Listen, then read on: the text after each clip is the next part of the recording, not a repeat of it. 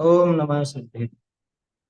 नमो अर्हन्ताणम्, नमो सिद्धाणम्, नमो आयियाणम्, नमो उवच्छायाणम्, नमो लोये सर्वसाहुणम्, चिदानंद स्वातम रसी सत शिव सुंदर जान, ज्ञाता दृष्टा लोक के परम सिद्ध भगवान।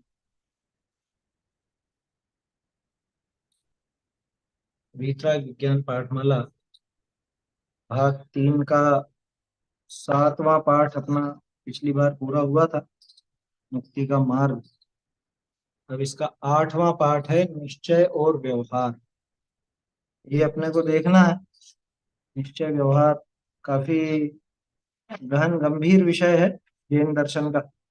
और निश्चय व्यवहार की अगर सही समझ हो तो फिर जिनवाणी को समझना बहुत आसान हो जाता है। और निश्चय व्यवहार की अगर सही समझ नहीं हो तो ना तो जिनवाणी सही से समझ में आती है और ना ही हमारा अभिप्राय सही हो पाता है। फलस्वरूप निश्चयाभासी, व्यवहाराभासी, उभयाभासी, ये जो आभास है, अध्यात्म के ही विविध रूप हैं, वो रूप पनपने लग जाते हैं। इसलिए निश्चय और व्यवहार, इन दोनों को भली भांति अपने को समझना चाहिए। और इन दोनों को समझाने के लिए टोडर मल जी से बढ़ करके और कोई नहीं। टोडर मल जी ने जैसा निश्चय और व्यवहार का खुलासा किया है, वैसा खुलासा आपको कहीं और मिलेगा नहीं। इसलिए ये निश्चय और व्यवहार वाला पाठ है, टोडरमल जी के मोक्ष मार्ग प्रकाशक के आधार से लिखा गया है। तो इसकी चर्चा अपने को आज करनी है। पहले टोडरमल जी का व्यक्तित्व और कर्तृत्व है, इसको अपन देखेंगे। हालांकि पहले भी ये आ चुका है, पिछले भागों में भी थोड़ा आ चुका है। अब यहाँ पे लेकिन थोड़ा सा और विस्तार है इस परिचय में। तो इस परिचय को पढ़ते हैं। आप में से जिसका मन हो पढ़ने का पढ़ सकते हैं।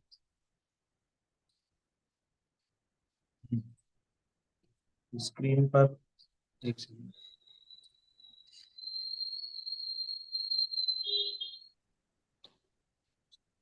पढ़िए।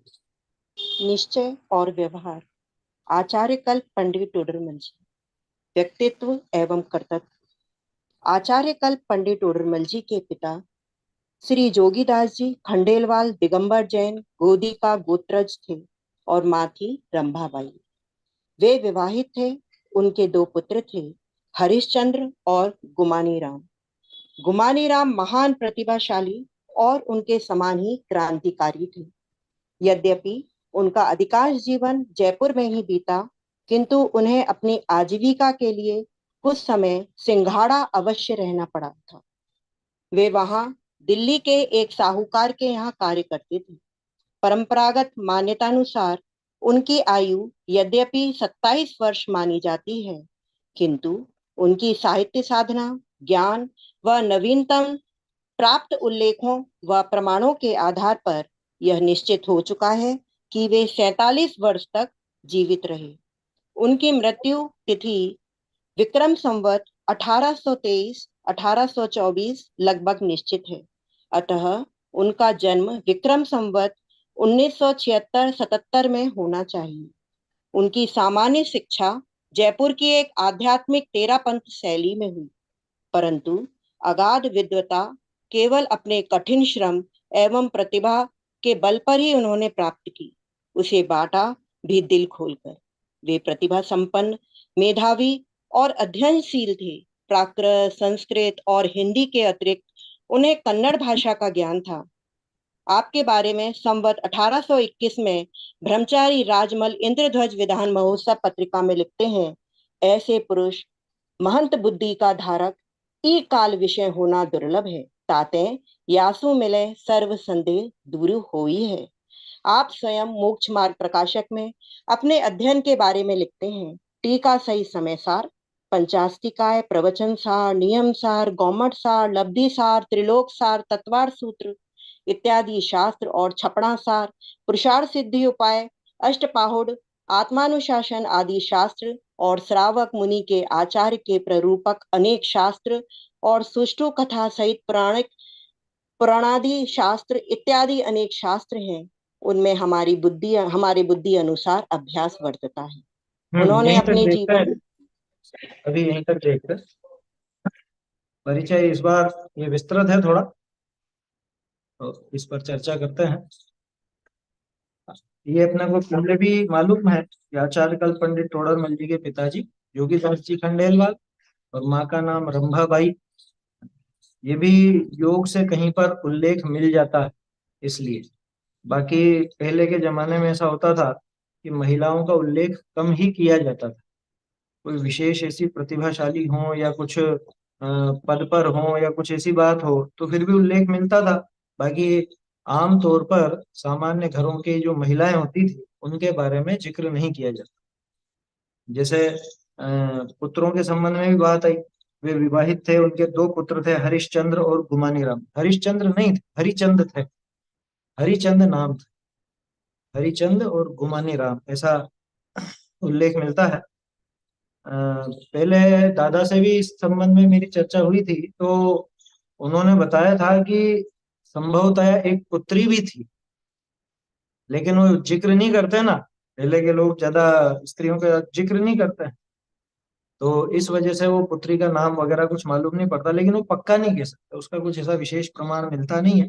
अब जब उनकी पत्नी का ही नाम नहीं मिलता तो पुत्री का तो कहाँ से मिलता। खैर, जितना भी अपने को प्राप्त है उतना पर्याप्त है यहाँ। वो विवाहित थे, दो बेटे थे, हरिचंद गुमानी राम। गुमानी राम उनके समान ही महान प्रतिभाशाली और क्रांतिकारी, बहुत प्रतिभाशाली विद्वान थे वो भी।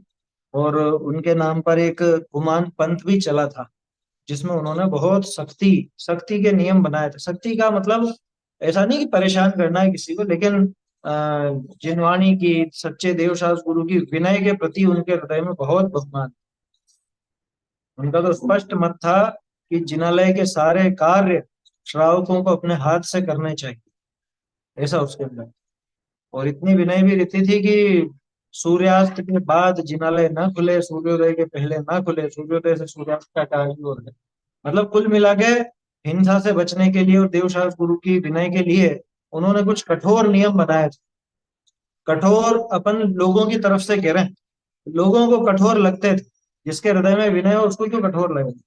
मंदिर में झाड़ू पोछा लगाना, अगर श्रावक को झाड़ू पोछा लगाना पड़े तो इसमें क्या समस्या। और पहले जो दीवान थे, बड़े बड़े दीवान, वो तो ये काम खुद करते ही थे। दीवान अमरचंद जी का या रतन चंद जी का किस्सा आता है, वो स्वयं वहां का झाड़ू लगाते थे। और एक बार राजा को पता चला तो उन्होंने कहा कि अरे आपको क्या कमी है, मैं आपको इतने नौकर और करवा देता हूँ। उन्होंने कहा कि एक ही जगह तो मुझे सिर झुकाने का मौका मिलता है, तो आप ये मेरा सौभाग्य मत छीनिए। कहने का अर्थ ये है कि वो थे, क्रांतिकारी थे, उनके नाम से गुमान पंथ चला। यद्यपि उनका अधिकांश जीवन जयपुर में ही बीता, तोड़रमल जी का, किंतु उन्हें अपनी आजीविका के लिए कुछ समय सिंघाड़ा अवश्य रहना पड़ा था। सिंघाड़ा जयपुर के आसपास का ही एक गांव है ना, मतलब छोटा शहर रहा होगा उस समय, तो सिंघाड़ा में रहे। अच्छा देखो, एक और चीज है, जयपुर भी उस समय बसा बसा ही था, कोई ऐसा नहीं कि बहुत ज्यादा उस समय डेवलप हो गया। हालांकि जयपुर की जो जयपुर का इतिहास अपन देखते हैं, तो तोड़रमल जी के जन्म के समय ही जयपुर की स्थापना हुई थी, थोड़ा सा पहले। तोड़रमल जी के जन्म के थोड़ा सा पहले ही जयपुर की स्थापना हुई थी। और कोई भी नया शहर स्थापित होता है तो उसको विकसित होने में और सब चीजें सुविधाजनक होने में समय लगता है। तो इनकी युवावस्था में इन्होंने भी व्यापार के लिए दूसरी तरफ गए होंगे, सिंघाड़ा वगैरह गए होंगे। वे वहां दिल्ली के एक साहूकार के यहाँ कार्य करते थे, इनका भी साहूकारी का ही काम है ना। और ये सेठ के पुत्र थे, ऐसा स्पष्ट उल्लेख। आपको ध्यान में तो पहले पिछले साल एक पुस्तक निकली थी, है ना, आप लोगों को बताया भी था मैंने, टोडरमल जी के संबंध में जितने भी पुराने लेख थे प्राचीन विद्वानों के, तो वो सब लेख उसके अंदर समाहित हैं। तो उसमें बहुत सी लेखों में पता चलता है इस सेठ के पुत्र तो व्यापार करने वहां गए, है ना, दिल्ली के एक साहूकार के यहाँ पे वो कार्य करते थे। परंपरागत मान्यता अनुसार उनकी आयु यद्यपि 27 वर्ष मानी जाती है। देखो ये बात अब कोई मायने नहीं रखती, क्योंकि जब शोध से वो सिद्ध हो चुका है कि 47 साल है, तो अब इस बात का कोई मतलब नहीं रहेगा। ये पाठ जब लिखा गया था उस समय तक बहुत से विद्वानों की ऐसी मान्यता थी कि 27 के ही थे। बहुत से विद्वानों की ऐसी मान्यता, और हो सकता है आज भी बहुत से विद्वान इस तरह की बात मानते हो, लेकिन स्पष्ट है उनकी साहित्य साधना देखो, उनका ज्ञान देखो, या नवीनतम जो भी उनके उल्लेख प्राप्त होते हैं।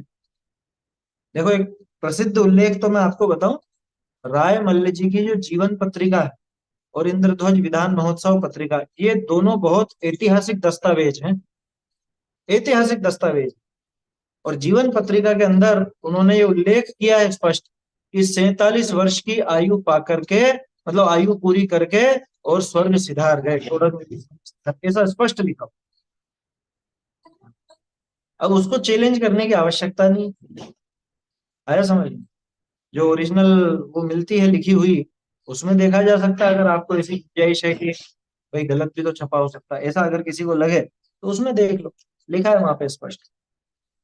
47 वर्ष तक वो जीवित रहे, है ना, ये निश्चित हो चुका है। तो उनकी मृत्यु तिथि अपने को पता है, तिथि नहीं पता, वर्ष पता है, संवत 1823-24 उसके लगभग स्थित है। उनका जो जन्म है वो विक्रम संवत 1900, ये गलत छप गया यहाँ पे 1776, 1776-77, ये 1976 लिखा है ना, ये 9 की जगह 7 कर लीजिए, और कुछ भी नहीं इसमें। नई पुस्तकों में हो सकता है गड़बड़ हो, किसी किसी पुस्तक में होगा, पुरानी में तो शायद नहीं होगा। पुरानी में क्या है देखें,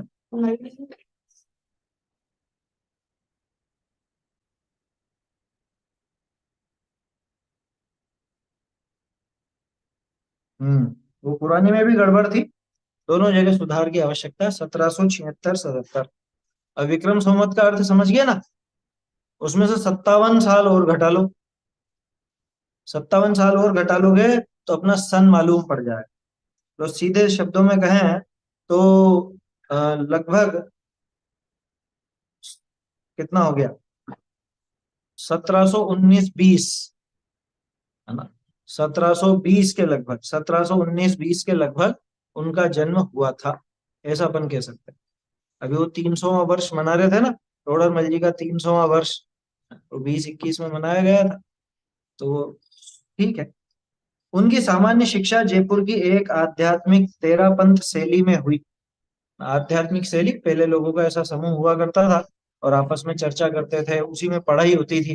पहले ऐसे अलग अलग कोई विद्यालय तो थे नहीं, हाँ शैली चलती थी, शैली के अंदर उनकी सब शिक्षा दीक्षा होती थी, है ना। और पहले शिक्षा के नाम पर हिंदी, संस्कृत, जो भी भाषाएं थी, भाषाओं का ज्ञान होता था, गणित का ज्ञान होता था।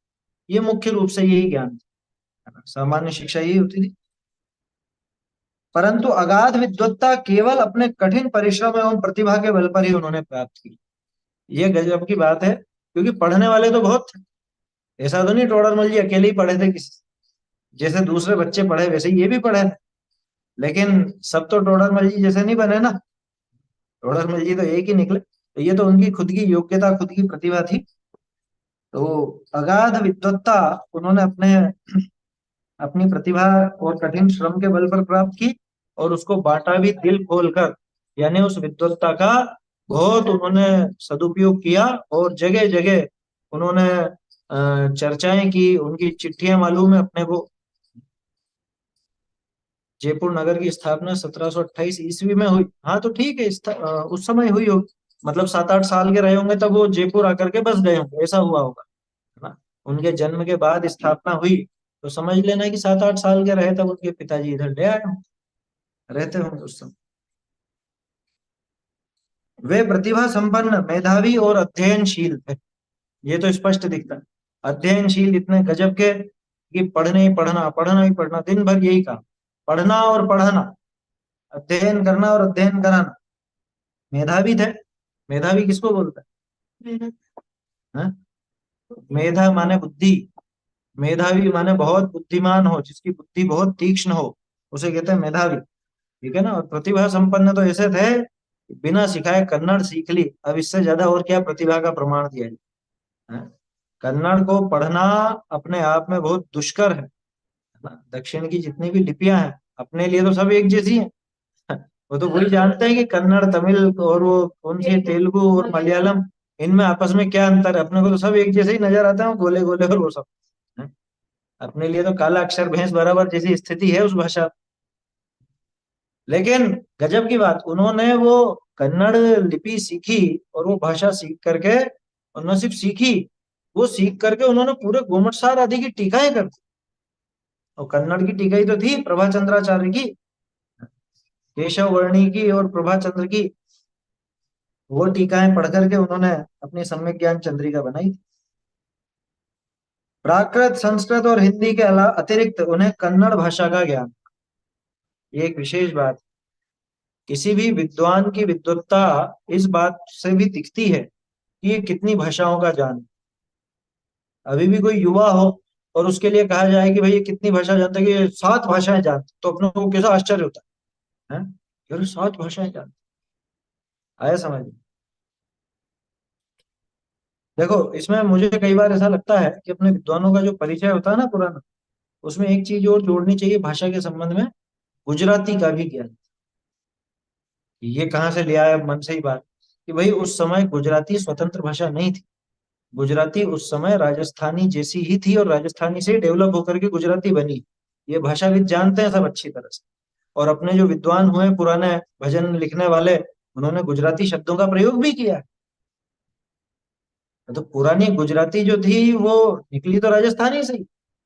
राजस्थानी का ही एक दूसरा रूप है। लेकिन दुख और आश्चर्य की बात है कि राजस्थानी को आज तक भाषा का दर्जा नहीं मिला, और गुजराती को भाषा का दर्जा मिल गया। राजस्थानी कोई स्वतंत्र भाषा नहीं है अभी भी, क्योंकि अलग अलग जगह की अलग अलग बोलियों में बटी हुई। गुजराती का एक फॉर्मेट फिक्स हो गया, हालांकि वो भी अलग अलग जगह की अलग अलग। जैसे कच्छ वाली साइड अलग बोली जाती है, वो काठियावाड़ी। नहीं, काठियावाड़ की अलग, और कच्छी, कच्छ की अलग, कच्छी, है ना। सौराष्ट्र साइड थोड़ी सी अलग चलती, सोरठ, सोरठ ही कहलाती। तो ऐसा है। तो हर राज्य में होता है। जैसे मराठी भी अपन देखें तो अलग अलग जगह की अलग अलग दिखती है ना। तो कोल्हापुर, सोलापुर साइड थोड़ी अलग चलती है, नागपुर साइड थोड़ी सी अलग चलती है। तो वो तो कोई विशेष बात नहीं। लेकिन विशेष प्रतिभा संपन्न थे। प्राकृत, संस्कृत, हिंदी, ये 3 भाषाएं, और इनके अलावा कन्नड़। तो ये तो एक दूसरे देश की भाषा हो गई, यूं समझ लो। दूसरा देश कह करके यूं नहीं कहना चाह रहा हूँ कि भारत से अलग।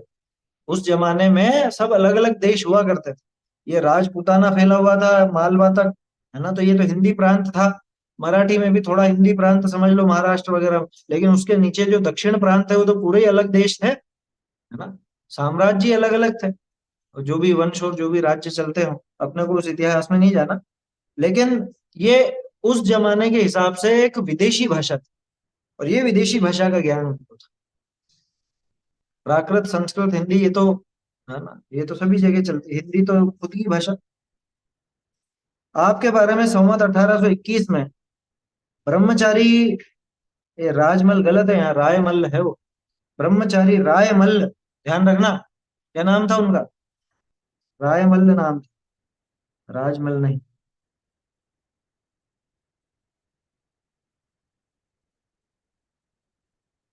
इंद्रध्वज विधान महोत्सव पत्रिका में लिखते हैं, ये पत्रिका क्या है? इंद्रध्वज विधान महोत्सव पत्रिका माने वहां का विज्ञापन। जैसे आजकल अपन आमंत्रण पत्रिकाएं देखते हैं, आपके कोई भी पंच कल्याणक हो, शिविर हो, या कुछ भी ऐसा आयोजन हो, तो उसकी आमंत्रण पत्रिकाएं आती है ना। उनके आमंत्रण पत्रिकाएं का सबसे पहला रूप आपको इंद्रध्वज विधान महोत्सव पत्रिका में दिखे, सबसे पहला रूप। उसी से ये सब डेवलप हुआ। हालांकि वो पत्रिका अपने आप में बहुत विस्तृत थी। क्या लिखा? ऐसे पुरुष, महंत बुद्धि का धारक, ई काल विषय होना दुर्लभ है। ताते यासु मिले, सर्व संदेह दूरी हुई है। ये विज्ञापन दिया था उन्होंने, समझ में ही बात। उन्होंने कहा आप सब यहाँ पधारो, हमारे यहाँ इंद्रध्वज विधान महोत्सव पत्रिका, मतलब इंद्रध्वज विधान महोत्सव हो रहा है, आप सब यहाँ पर आओ, बहुत लाभ मिलेगा। उसी में एक हाईलाइट करके लिखा कि यहाँ पे टोडरमल जी भी विराजते हैं, और इनके जैसे महान बुद्धि के धारक इस काल में मिलना दुर्लभ है। तो आप यहाँ आओगे तो आपके सारे संदेह दूर हो जाएंगे इनसे मिल करके। क्या इनसे मिलकर के आपके सारे संदेह दूर हो जाएंगे, इसलिए अवश्य ही आप इस इंद्र विधान में आओ, पधारो। ये विज्ञापन था। आप सोचो, टोडरमल जी का नाम एक विज्ञापन के तौर पे प्रयोग किया जा रहा है, उनके नाम का इस्तेमाल किया जा रहा है लोगों को बुलाने के लिए। इसका आशय क्या है? इसका आशय यह है कि उनकी प्रसिद्धि देश विदेश में फैली हुई। क्या समझे? जब दूसरी जगह के लोग भी उनको जानते थे तभी तो वो पहुंचाएंगे ना, नहीं तो वो कहते हैं कि कौन टोडरमल जी, ये लिख तो रहे कोई टोडरमल जी है वहां पे, तो फर्क पड़ेगा क्या? लोग जानते थे कि कोई टोडरमल जी हैं गजब के विद्वान, तो अब उनके नाम का प्रयोग जब किया जाए कि यहाँ टोडरमल जी विराजते हैं, आप यहाँ पधारोगे तो आपको अपनी सारी शंकाओं का जवाब मिलेगा, तो लोग दौड़े दौड़े आए। और गजब का आयोजन रहा, उसका सब इतिहास मौजूद है ना, कैसा बनाया था और कैसे उन मशीनों का प्रयोग किया गया था, उस जमाने की मशीनें हैं। उन्होंने पूरा विस्तार दिया है उसके अंदर, पढ़ने लायक है। वो उसके अंदर वही टोडरमल जी वाली जो लेखों की पुस्तक है, उसके अंदर दोनों पत्रिकाएं भी अलग से दी गई ना, वो डलवाई अपन ने अलग से कि ये तो होनी चाहिए, मिल जाएंगी। और मेरे ख्याल से उसके अंदर भी है, ज्ञानानंद श्रावकाचार्य जो पहले छपा था, उसके पीछे ही पीछे ये दोनों पत्रिकाएं दी हुई, तो किसी को अगर जानकारी लेनी हो तो वहां से भी पढ़ सकता है।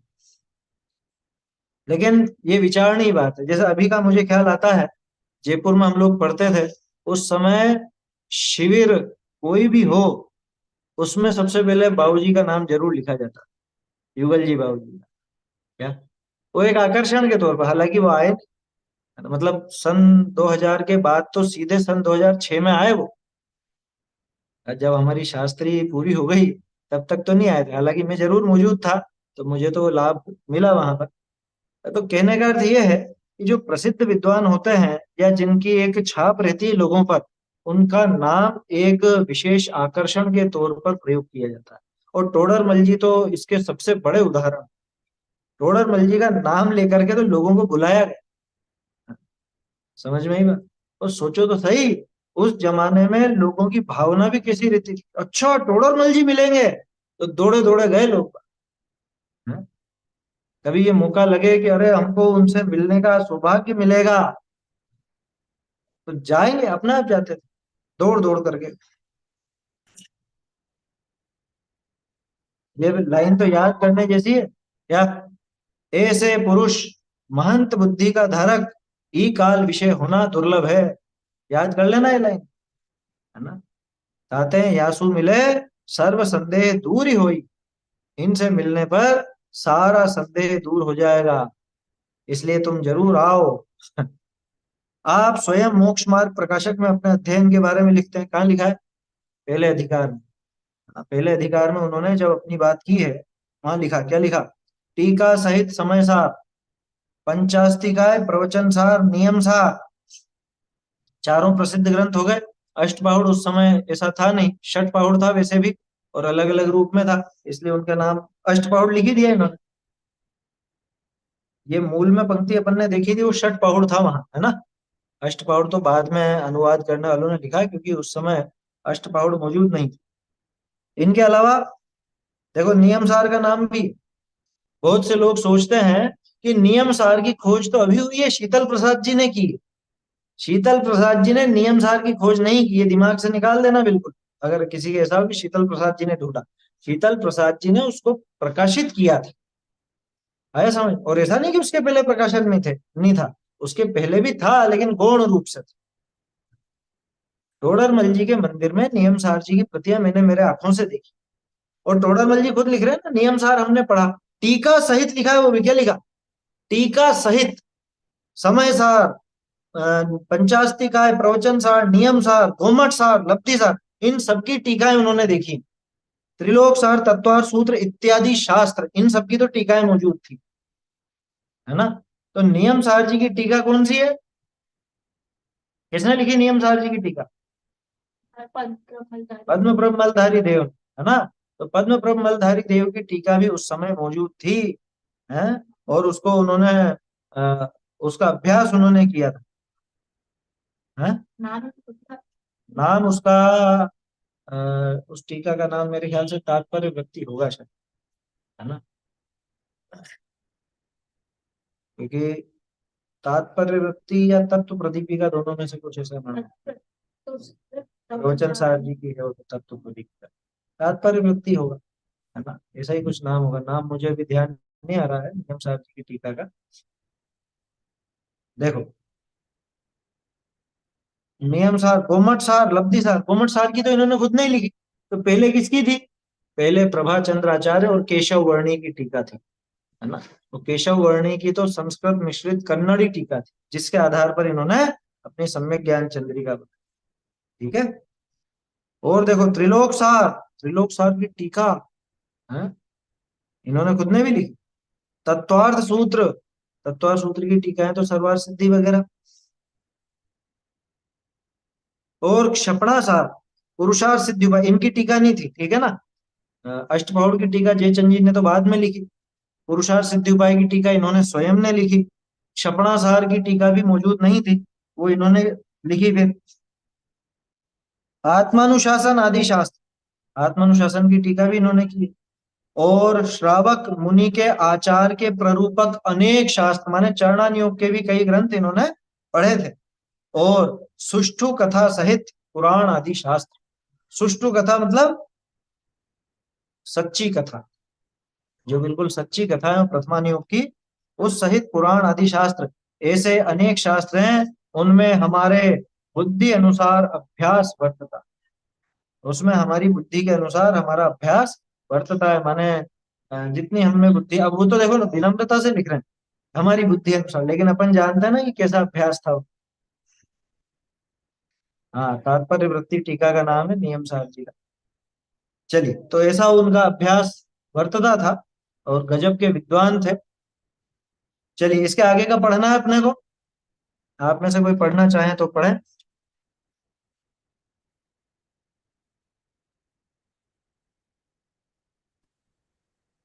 पढ़िए, एक मिनट स्क्रीन पर। उन्होंने, मैं पढ़ूं? पढ़िए। उन्होंने अपने जीवन में छोटी बड़ी 12 रचनाएं लिखी, जिनका परिमाण करीब 1 लाख श्लोक प्रमाण है। 5,000 पृष्ठ के करीब, 5,000 पृष्ठ के करीब। इनमें कुछ तो लोकप्रिय ग्रंथों की विशाल प्रामाणिक टीकाएं हैं और कुछ स्वतंत्र रचनाएं। वे गद्य और पद्य दोनों रूपों में पाई जाती हैं।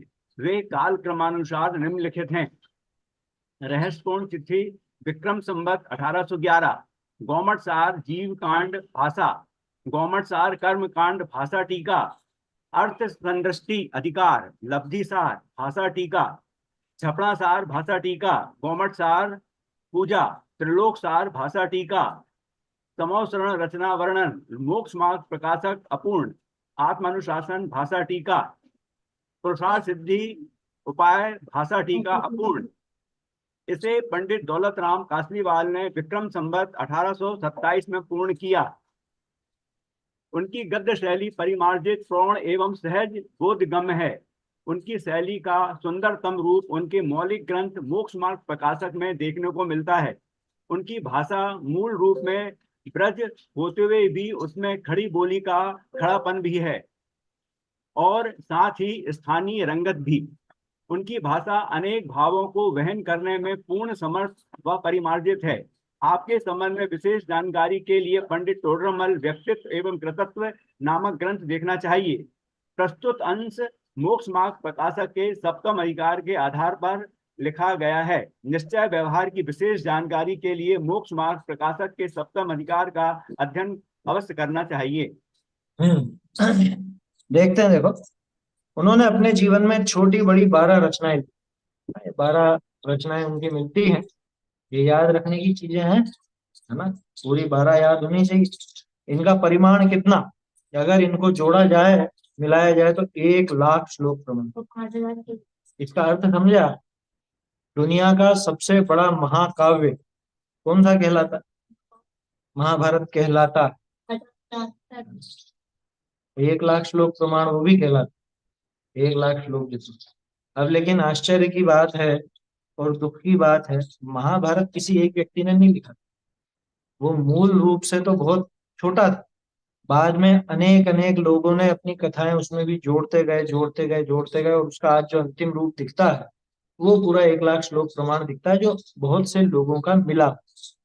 तोडरमल जी ने अकेले ने अपने जीवन में 1 लाख श्लोक प्रमाण रचना है। कदाचित और भी की हो जो अपने को प्राप्त नहीं, और भी मिल सकती, हो सकती हो।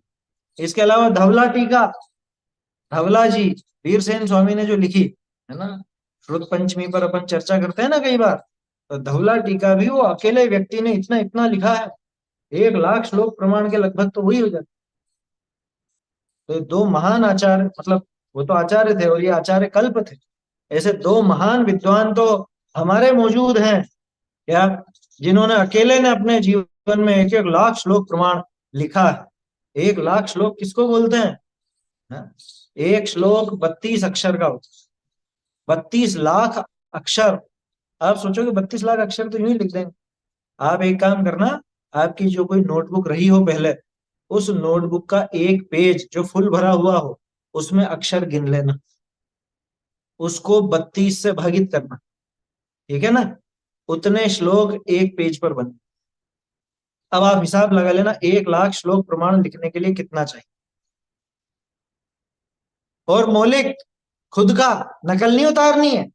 नकल उतारने वाले तो उतार सकते हैं नकल करने दे दो तो खट से उतर जाए, कोई कोई बड़ी बात नहीं लोगों ने भरे ना वो नमोकार मंत्र लिखने की आदत होती है बहुत सौ की, पूरी कॉपियों की कॉपियां भरते रहते हैं और कुछ काम, नमोकार मंत्र लिखो, नमोकार मंत्र लिखो, नमोकार मंत्र लिखो। हाँ, सोचो, जब इतना लिखा और मौलिक लिखा, ठीक है, तो लिखने के पहले विचार कितने चले होंगे। और टोडरमल जी जैसे, जिनका अपन लिखा हुआ देखते हैं जब पेज के पेज काट देते हैं, वो कितना तो उन्होंने सोचा होगा। मेरी गारंटी है कि 1 लाख श्लोक प्रमाण अगर उन्होंने लिखा है तो कम से कम 15-20 लाख श्लोक प्रमाण तो सोचा हो, कदाचित और भी ज्यादा। समझ में आ रही है बात? ऐसा यहाँ समझना चाहिए अपने को कि अपने जीवन में छोटी बड़ी 12 रचनाएं लिखी जिनका परिमाण करीब 1 लाख श्लोक प्रमाण है, 5,000 पृष्ठों के करीब। ये आज के हिसाब से बता रहे, कंप्यूटर वाले पेज के हिसाब से, क्योंकि आप हाथ से लिखोगे तो एक पेज में कोई आप 20-20 श्लोक थोड़ा लिखने वाले हो। ये 5,000 पृष्ठ में 1 लाख श्लोक की बात कर रहे हैं। तो एक पेज में अगर 20 श्लोक 32 अक्षर पे 20 अनुष्टुप एक पेज में आ जाते हैं क्या? हाथ से लिखो तो नहीं आते, कंप्यूटर वाले में आते हैं। तो कंप्यूटराइज्ड पेज हो और वो सेटअप हो जिसके अंदर है ना 20 × 32 इतने अक्षर आ जाएं एक पेज में, तो जाके 5,000 पेज बनता है। वो भी मामूली बात नहीं है। कौन सी उपाधि दी जाए बताओ? है पीएचडी, पीएचडी तो बहुत मामूली चीज है। मामूली सामान्य छोटी बुद्धि वाले लोग भी पीएचडी करके डॉक्टर लगा लेते हैं अपने नाम का। डिलीट, 3 पीएचडी बराबर 1 डिलीट कहलाता है। टोडरमल जी के आगे सारी उपाधियां छोटी हैं, सारी उपाधियां छोटी, क्योंकि उनका जो प्रदेय है वो इन लौकिक पदवियों से तो नापा जा ही नहीं सकता, कोई नहीं नाप सकता। उन्होंने क्या दिया है ये तो अपने को मालूम है, सामान्य जन तो। अच्छा, एक और चीज है गजब की। थोड़े दिन पहले मैंने एक वीडियो भेजा था आपको, एक वो अन्यमति प्रोफेसर थे, बड़े विद्वान, उनका कोई यूनिवर्सिटी में लेक्चर हुआ था और उन्होंने जैन साहित्य में हर चीज है, हर विधा जैन साहित्य से प्रारंभ हुई ऐसी बताई। टोडरमल जी को लोग जानते हैं जैन दर्शन के नाम पे नहीं, हिंदी को आगे बढ़ाने के नाम पे। हिंदी विद्वान जानते हैं अच्छे से, आया समझ? हमें तो महिमा जैन दर्शन की वजह से, लेकिन साहित्यकार लोग उनको हिंदी को एक सुंदर रूप देने के लिए, हिंदी को एक जो आज वर्तमान रूप नजर आता है वो टोडरमल जी ने प्रदान किया। हिंदी गद्य को सामने लाने के लिए उनकी महिमा यूनिवर्सिटियों में गाई जाती, ये मामूली बात नहीं है। टोडरमल जी जैसा विद्वान न भूतो न भविष्यति वाली बात है, ऐसा है। बोलिए। सर ऐसा सुना है कि हिंदी साहित्य में गद्य पहला उन्होंने ही लिखा था, उनसे पहले स्वतंत्र गद्य, हाँ, स्वतंत्र गद्य उनका ही है। उसके पहले का जो गद्य मिलता भी है तो वो टीका के रूप में मिलता है। जैसे राजमल जी पांडे थे, उनकी टीका मिलती है समय सार कलश टीका वगैरह, तो वो गद्य तो है लेकिन वो टीका है, स्वतंत्र गद्य नहीं। दूसरा, इनके पहले का गद्य अगर देखना है तो बनारसी दास जी की 2 चिट्ठियां देखो, मालूम चल जाएगा आपको जमीन आसमान का अंतर, कि भाषा को कैसे सरल सुबोध और प्रवाहमयी बनाया जाता है। बनारसी दास जी ने जो चिट्ठियां लिखी और टोडरमल जी ने जो चिट्ठी लिखी, उनकी आपस में तुलना कर, किसकी हिंदी सुव्यवस्थित है। जबकि बनारसी दास जी भी हिंदी के माने हुए विद्वान हैं, लेकिन वो उनकी शैली पद्य की थी, गद्य में उनका वैसा प्रभाव नहीं था। टूटे टूटे वाक्य हैं, आधे अधूरे वाक्य हैं, ऐसा था। टोडरमल जी ने तो एकदम ऐसा रूप दिया जो आज तक चलता है, समझ में। और अभी भी कई बार भाषा के मामले में जब अपन अटकते हैं तो टोडरमल जी राह सुझाते हैं। मुझे तो जब भी कुछ ऐसी शंका होती है कि इसको इस तरह से लिखना चाहिए या इस तरह से, तो तब दिखता है कि टोडरमल जी ने कैसा लिखा है, तो वो एकदम से मालूम पड़ जाता। उन्होंने अपने जीवन में छोटी बड़ी 12 रचनाएं लिखी, जिनका परिमाण कितना, करीब 1 लाख श्लोक प्रमाण, जो कि लगभग लगभग 5,000 पेज का था। भारतेंदु का नाम तो बहुत बात का है। उनको तो बोलते हैं ना साहित्य का दाम। किसको? भारतेंदु वो अभी नई जो खड़ी बोली है उसका है, जबकि भारतेंदु से तो टोडरमल जी लगभग 200 साल पुराने थे। 200 नहीं तो 150 तो मानो ही सही, 150 साल पुराने तो थे ही सही। उसके पहले उन्होंने वो रूप दिया।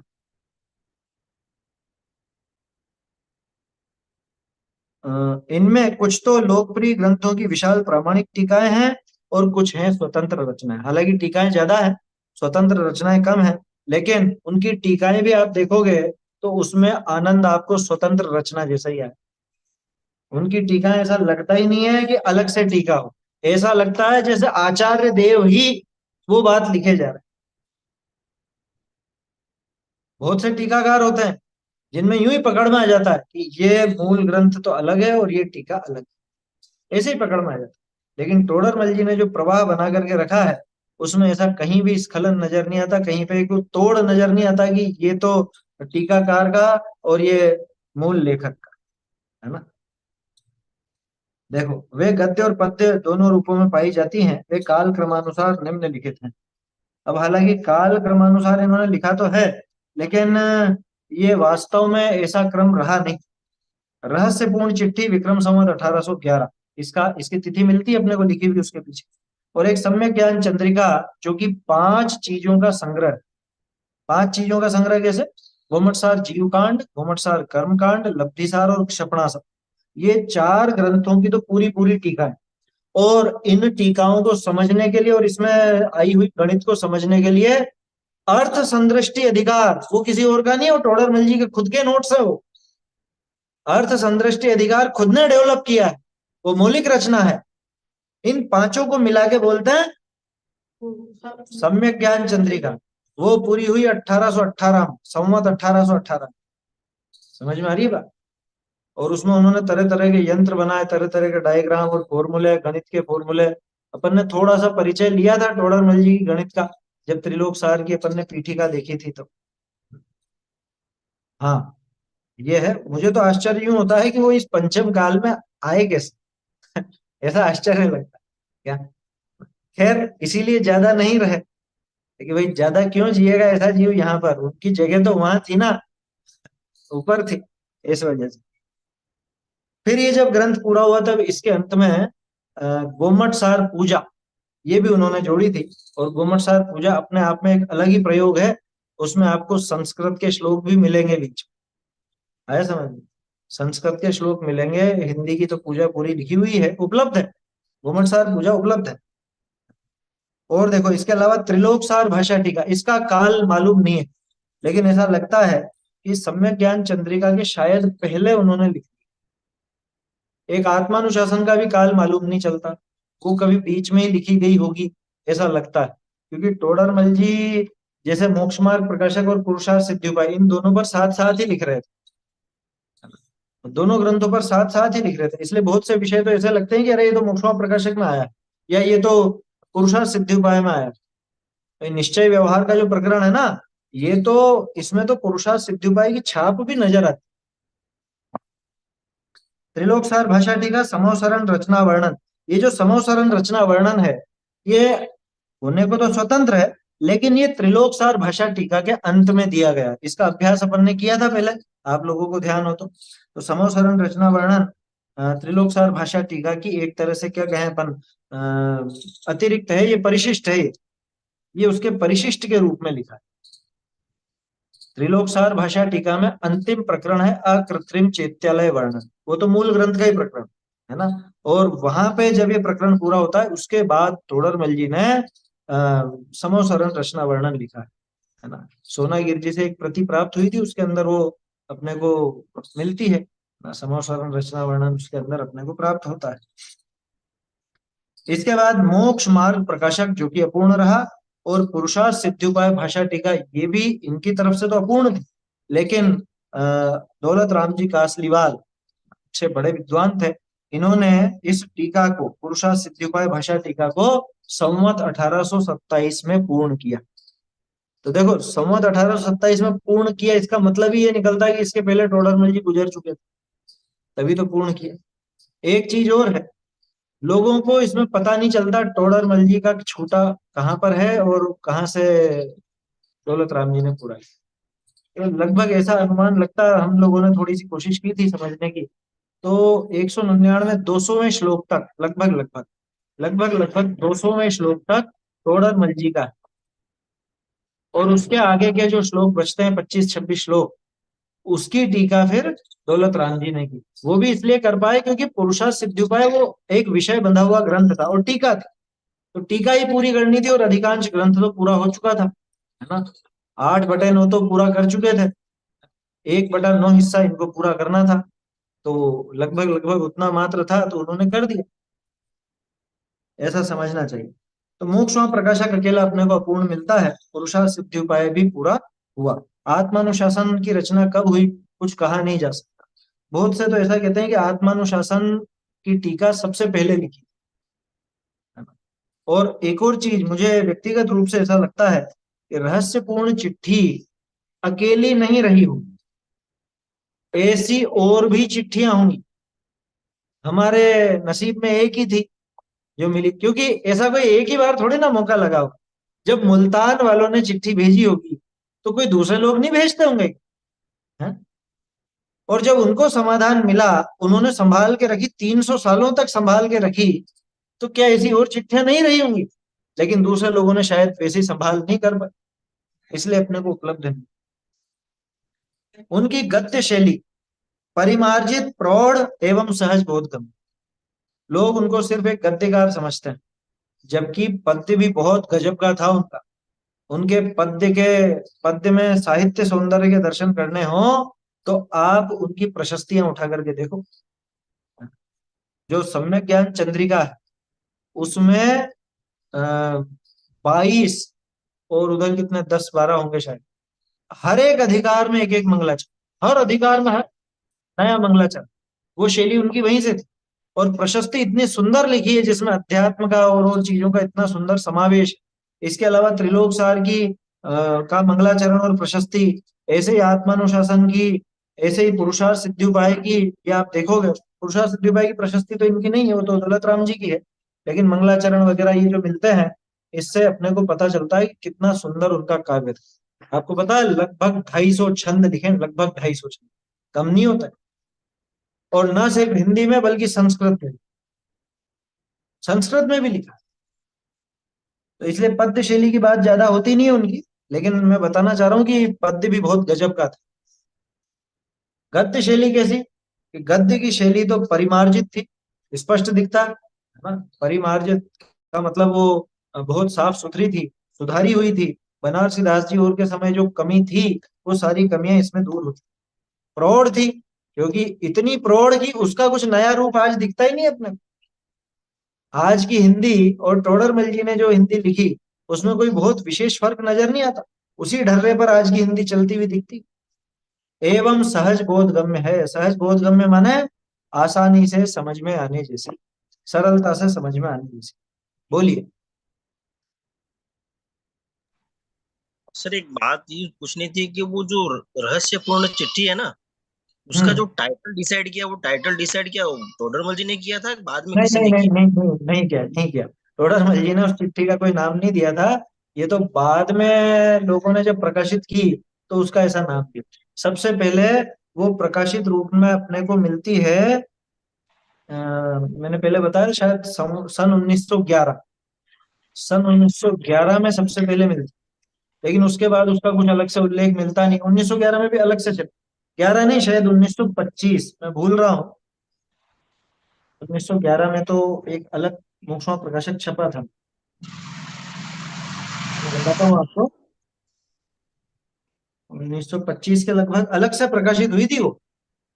और ये जो प्रयोग आज दिखता है, कौन सा, मोक्ष प्रकाशक के पीछे प्रकाशित करने, ये सबसे पहला प्रयोग किया अपने परमानंद जी शास्त्री ने, जो छापा इन्होंने मोक्ष प्रकाशक सन 1950 में।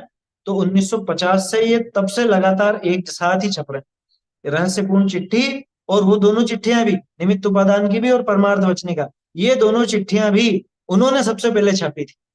और वो पद्धति आज तक अपने सोनगढ़ से, स्मारक से, मंगलायतन से, वो पद्धति आज तक वैसी की वैसी चालू।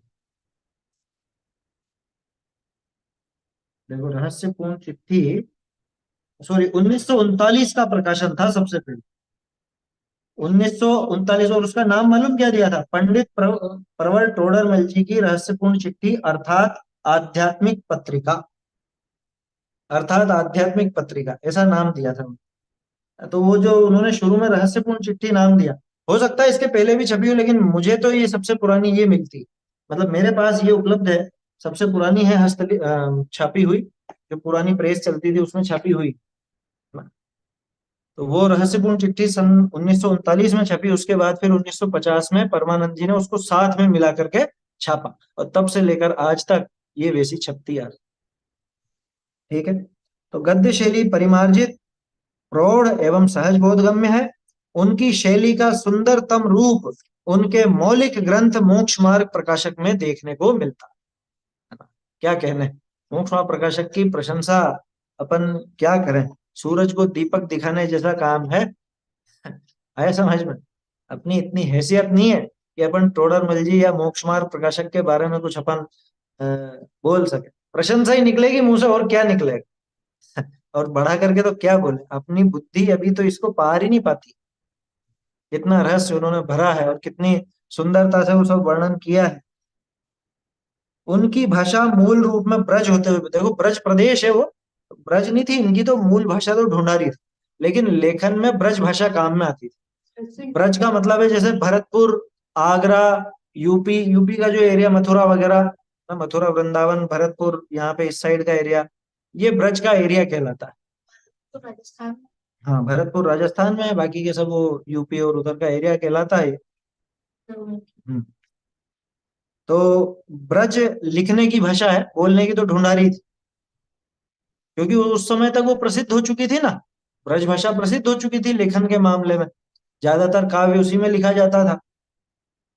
तो ब्रज होते हुए भी उसमें खड़ी बोली का खड़ापन, खड़ी बोली माने या आज जो हम हिंदी बोलते हैं इसको खड़ी बोली कहा जाता है, तो खड़ी बोली का खड़ापन भी है, और साथ ही स्थानीय रंगत भी ना। स्थानीय रंगत माने कि उनके वहां के जो पर्टिकुलर शब्द रहे होंगे ढूंढारी के, वो भी वहां पे उसमें देखने को मिल जाते हैं। तो एक स्थानीय रंगत, वहां का जो एक पर्टिकुलर वैसा स्वाद है, वो उस भाषा में मिलता है। उनकी भाषा उनके भावों को वहन करने में पूर्ण समर्थ व परिमार्जित, उनकी भाषा उनके भावों को पूरी तरह से प्रकट कर देती।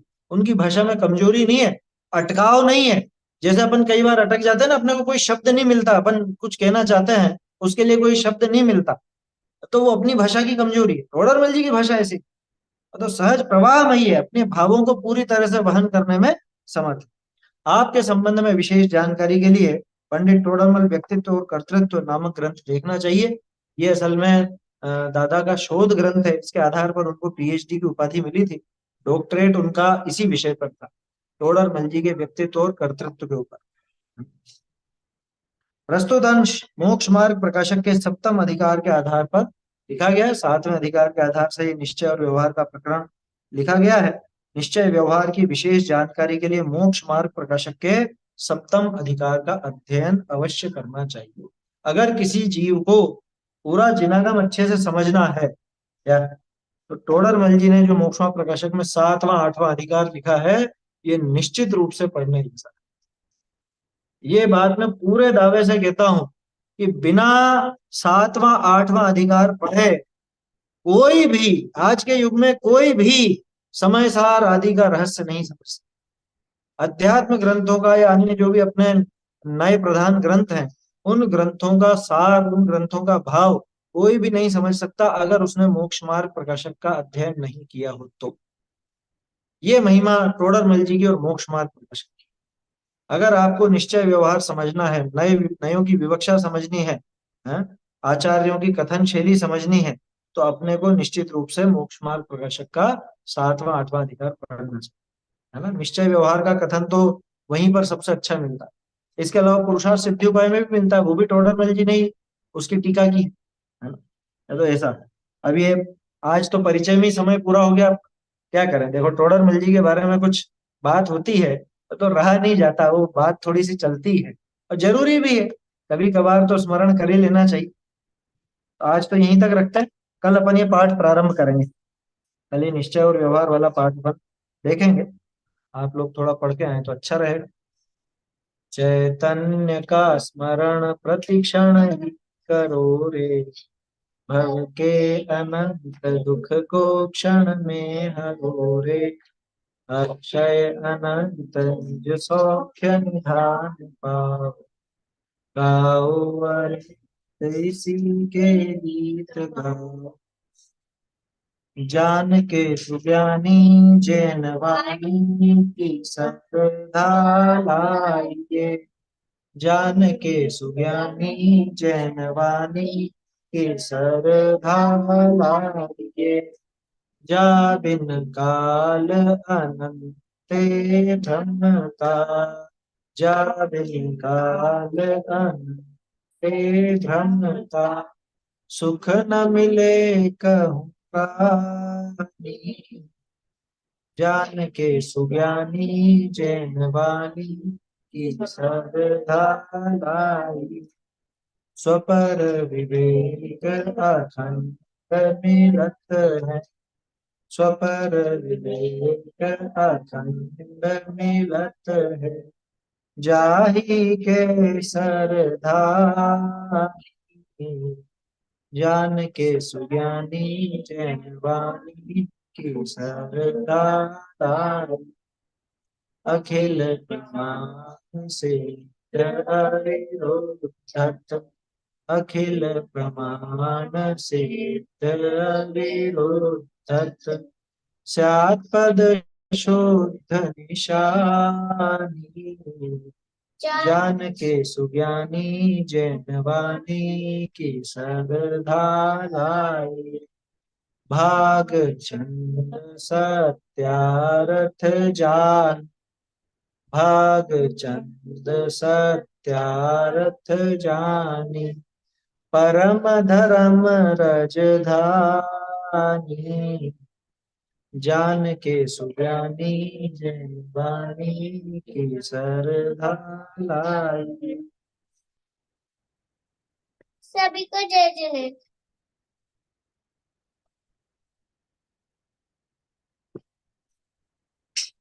सही बोल रहे हो।